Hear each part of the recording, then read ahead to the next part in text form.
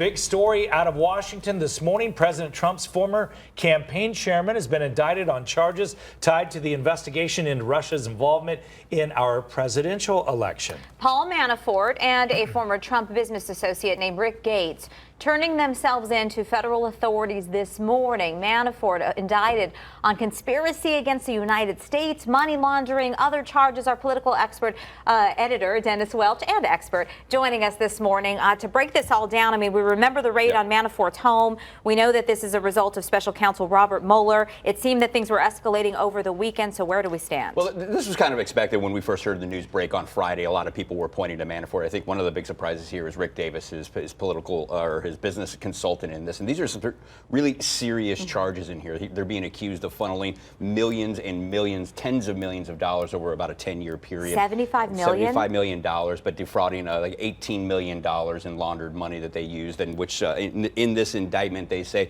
used to sustain a, quote, lavish lifestyle, in which he was buying property and living the good life out there. And according to this, they'd like him to turn over some of that property in New York as well as in Virginia. So this could be the first step. Obviously, this started as their investigation into the Russian collusion you had mentioned. Now, it's important to point out at this point there is no hard evidence right now that the Trump campaign actually colluded with the Russians. A lot of smoke around this issue, but so far no fire. So this could be the first step in that. They could be using these indictments to squeeze these two individuals for more information on what they know. We're going to have to wait and see how this all turns out. But right now, Manafort and Davis are saying that they are not guilty of any wrongdoing.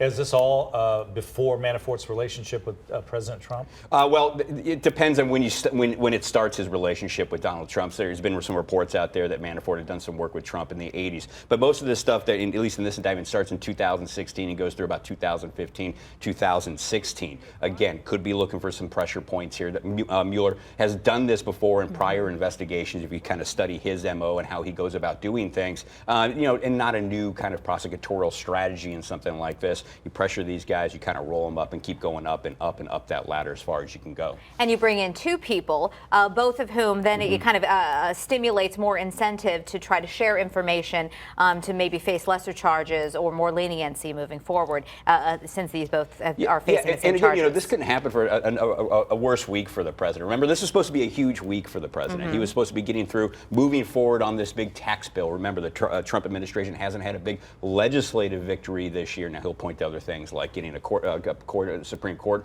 appointment and some other executive orders, but no legislative victories. He also had a really big trip to Asia planned that is going to be moving forward, but all he's going to be asked about this entire week is this indictment and this investigation. It's going to get in the way of his agenda yet again. Right, and it'll be interesting to see what he says. I mean, he's got to come out and say something. Exactly. I think everybody's glued to their Twitter feed. I mean, he has shown that he is not shy. Now, recently, over the past week or so, remember, that Trump has been tweeting out that this is just kind of a Democrat conspiracy theory. This is trumped up charges, no pun intended.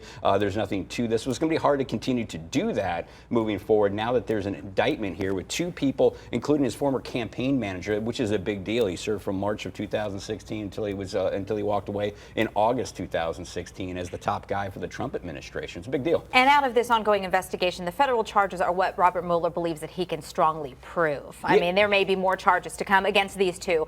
There may be more charges to come against others, but this is the most provable it would be from his perspective right now. Yeah, and we've known that they've been bringing on a lot of financial forensics experts onto this investigation to go after this kinds of stuff. And a lot of speculation had been that this investigation had broadened out. Remember, special counsels have broad power, and they can go wherever the trail leads them. If you go back to the Ken Starr investigation into the Clintons, remember it started off as a shady land deal in Arkansas, and it ended up with something completely unexpected with a sex scandal in which the president lied to the American public about. So these things can go anywhere. I'm not surprised, though, that this would lead down this road with Manafort, with tax fraud, evasion, and other types of counts, and false statements. They'll be in front of the judge at 1:30 Eastern time. These are rich guys. Do you think that they'll set a bail?